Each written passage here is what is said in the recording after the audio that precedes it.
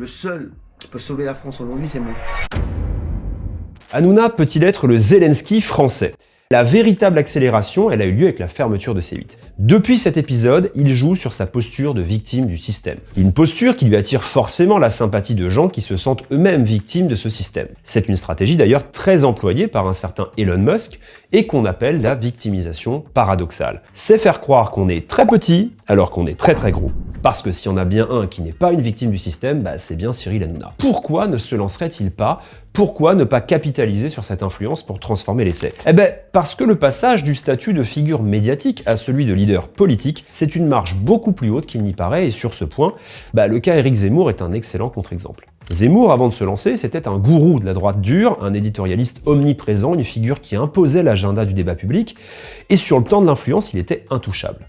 Mais dès qu'il est entré dans l'arène politique, il s'est retrouvé face à des contraintes qu'il ne maîtrisait pas. Il a dû se structurer, alors qu'il avait toujours fonctionné en électron libre.